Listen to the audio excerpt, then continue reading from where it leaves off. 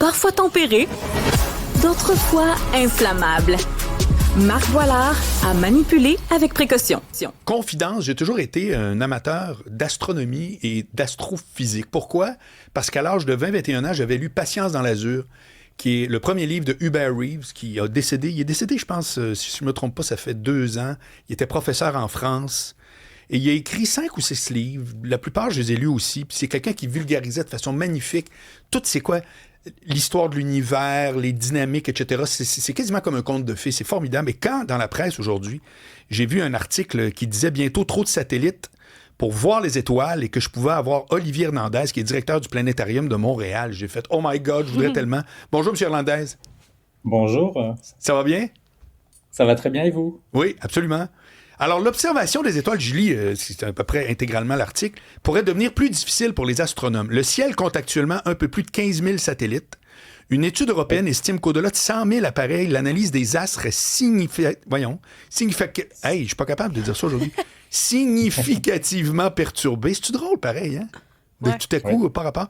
Les projections indiquent toutefois qu'environ 1,7 million de satellites pourraient être mis en orbite dans les prochaines années. Oui. Je veux dire, c'est une course à l'échalote que maintenant tout le monde va en mettre le plus possible, puis finalement, on va s'auto-nuire tout le monde. C'est un peu ça, en fait. C'est que devant le succès grandissant et le cash ramené par l'entreprise de SpaceX, parce qu'elle a un monopole, parce qu'elle a un modèle d'affaires qui fonctionne bien en ce moment, à savoir mettre un grand nombre de satellites pour assurer des télécommunications, beaucoup d'autres veulent se lancer à peu près dans la même chose. Il y a beaucoup d'entreprises qui veulent faire à peu près qui veulent concurrencer et se partager cette manne du gâteau qu'il y a, et même aller beaucoup plus loin, à savoir en lancer beaucoup plus et lancer différents types de satellites. Parce que pour le moment, les satellites de Starlink qui occupent la majorité des satellites qui sont autour de notre planète, il y a environ 13 000 satellites Starlink, puis le reste, c'est vraiment des satellites militaires, des satellites météo, etc. Et puis, il y en a beaucoup aussi qui ne sont plus en activité, mais qui continuent de tourner. Il y a une sorte de pollution autour de la Terre qui est quand même incroyable. Mais donc, il y a ces constellations de satellites qui servent essentiellement pour les communications. Et il y a aussi des projets aussi fous que de lancer des télescopes, en fait, avec un gros miroir. Je dis télescope parce que c'est un gros miroir, ça ressemble à un télescope, mais plutôt que de regarder les étoiles, on va prendre la lumière du soleil et puis la réfléchir, en fait, sur la Terre pour aller éclairer des parties de la Terre qui sont, en principe, dans la nuit. Okay.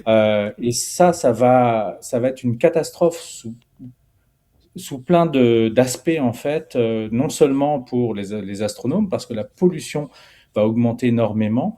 La pollution lumineuse que l'on génère actuellement, elle est générée par les lumières, en fait, des villes, et elle atteint une couche d'environ 1 kilomètre. Mais au-dessus d'1 kilomètre, on peut quand même voir les étoiles, et les observatoires sont placés à des endroits, justement, au-dessus de la pollution lumineuse. Mais avec ces satellites qui vont renvoyer la lumière du soleil la nuit, on va venir de l'orbite des satellites, donc de 400 km d'altitude jusqu'à la Terre, polluer tout cet ensemble-là, et ça va être une catastrophe. Ce qui fait que dans l'article, on dit bien que d'ici, on obtiendra un peu plus de 100 000 de ces satellites-là. À ce moment-là, la qualité du ciel va chuter drastiquement et on va avoir une luminosité du ciel qui va augmenter. Donc, même si on est la nuit, même si on devrait voir le ciel noir, on va le voir plutôt gris et on ne verra plus les étoiles. Et ça, c'est une catastrophe parce que pour des enfants qui naissent maintenant, dans une vingtaine d'années, en ville, on ne sera plus capable du tout de voir aucune seule étoile. On ne saura plus du tout ce que c'est qu'une étoile. Olivier Hernandez, directeur du Planétarium de Montréal. C'est moi qui devrais répondre à cette question-là, mais je ne le sais pas la réponse. C'est quoi que le droit international dit sur l'utilisation de l'espace puis des satellites? Alors, c'est une superbe question. Et le droit, il dit... Le seul traité qui existe, le traité international, il s'appelle le traité de l'espace, il date de 1967. Yo. Et c'est un traité qui dit essentiellement que l'espace appartient à tout le monde. Donc comme ça appartient à tout le monde peut faire ce qu'il veut dans l'espace. Grosso modo, c'est la traduction qu'il y a eu maintenant. Ouais. Et ça, c'est une catastrophe parce qu'il n'y a pas de réglementation qui empêche quoi que ce soit. Aucun pays ne peut... tous les pays font ce qu'ils veulent. Et justement, parce que quand on veut envoyer des satellites comme ça dans l'espace, c'est une réglementation qui dépend du pays. Et par exemple, aux États-Unis, c'est juste la FCC ou la FAA. Donc la FAA, c'est pour la protection des gens, en fait, pour être sûr que la fusée qui envoie un satellite ne retombe pas dans des zones où il y a des problèmes. Et la FCC, c'est l'organisme de régulation des ondes, comme le CRTC au Canada. Et ça, c'est juste pour la gestion des communications, en fait. Donc, il n'y a rien qui concerne sur le nombre de satellites ou quoi que ce soit.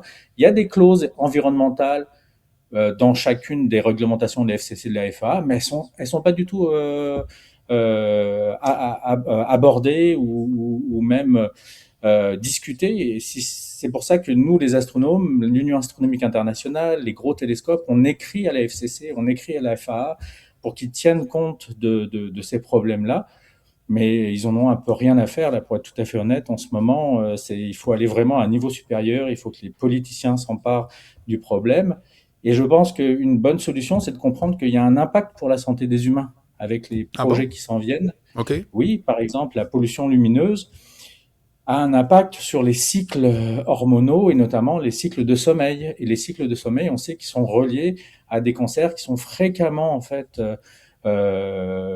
qui sont fréquents dans la population, donc des cancers du sein, cancers des testicules, etc. Donc tous les cancers hormonaux, en fait, à partir du moment où on vient perturber le cycle circadien, le cycle du sommeil, on vient augmenter les risques de ce genre de cancer-là. Alors quand on va envoyer des satellites qui vont réfléchir la lumière du soleil en pleine nuit à des endroits où les gens sont supposés dormir, là on va se retrouver avec de la lumière intrusive qui va venir augmenter ces cas de cancer-là de façon évidente.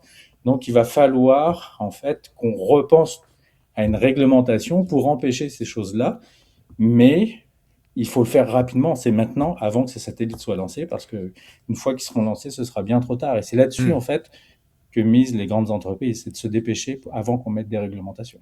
Okay. Il va se passer quoi aussi, M. Hernandez, avec tous les satellites qui sont là présentement, mais s'il y en a qui arrivaient à ne plus fonctionner, qui devenaient défectueux, on fait quoi avec ceux-là? Ils restent là? On les enlève? Alors, il y a des projets qui ne sont pas pour le moment financés, mais il y a des projets pour nettoyer un peu cet espace-là. Donc, c'est ce qu'on appelle la technosphère qui c'est au niveau de la Terre et qui est à environ entre 400 km et 1200 km, l'orbite LEO, le Low Earth Orbit, la basse orbite en fait. Où est la Station spatiale internationale à 400 km, hein. Mais au-dessus de la Station spatiale internationale, on a toutes les constellations de satellites. Et oui, il suffit d'un petit débris causé par une malfonction d'un de ces satellites-là, ou simplement en fait par une micrométéorite qui va venir endommager ces satellites-là. Et il y en a beaucoup des micrométéorites, hein, parce qu'on connaît les pluies de météorites, hein, les pluies de météores qui viennent, les essaims de météorites qui donnent les perséides, par exemple, le mois prochain. On sait que ça arrive fréquemment et ça peut endommager des satellites. Ils peuvent perdre des pièces, créer des débris et ces débris vont frapper d'autres satellites qui vont à leur tour engendrer d'autres débris là. Et il y a un phénomène qu'on appelle en astronomie le syndrome de Kessler, où c'est une réaction en chaîne en fait, où ces débris se multiplient et viennent casser à leur tour d'autres satellites qui enchaînent et forment d'autres débris. Et ça pourrait être catastrophique parce qu'arriver à un certain nombre de satellites, et quand on approche du 100 000, on est dans ce cas de figure-là, on pourrait avoir cet enchaînement qui se produit et on perdrait à ce moment-là, on pourrait perdre en fait l'ensemble des satellites qui sont autour de la planète avec des conséquences complètement folles parce que imaginez plus de satellites météo, imaginez plus de satellites espions, plus de satellites d'observation de la Terre, GPS. Surtout plus de GPS, ils sont un petit peu plus hauts, mais ça peut arriver aussi parce qu'on ne sait pas la trajectoire que peut avoir ces débris-là, et surtout plus de communication. Donc tous les systèmes avec Starlink, tout ça qui ne fonctionne plus, il y a beaucoup de choses qui passent par ces satellites-là en basse altitude et ils ne fonctionneront plus du jour au lendemain, et ça prendrait des années à nettoyer tout ça, à nettoyer notre technosphère. Et il faudrait nous habituer à retourner, si vous voulez, l'image est forte peut-être, mais retourner à nos téléphones avec un câble pour pouvoir communiquer, là, puis la roulette. Et donc ça, c'est le côté marrant, en fait, de la chose, mais croyez-moi, ce sera plus très marrant, en fait, et il va falloir repenser nos systèmes de communication, retourner aux fibres, etc., qui étaient un peu abandonnés, et on passait plus par des ondes satellitaires. Olivier Hernandez, directeur du Planétarium de Montréal. Avant qu'on se quitte, une question où je suis content de vous parler. Oui. Moi, je suis taureau. Mettons, je rencontre une fille qui est capricorne. Est-ce que Y a-tu un fit là-dedans? Ou... Ah non, OK, Là, c'est pas vous dépassez astrologue. mes compétences. Là, c'est Oui, vraiment, exact. mais vraiment, Il dit dépasser mais si mes vous rencontrez compétences. quelqu'un, si elle vous plaît, allez-y. Merci, Olivier Hernandez, directeur du Planétarium de Merci beaucoup. Montréal. Salut, bye.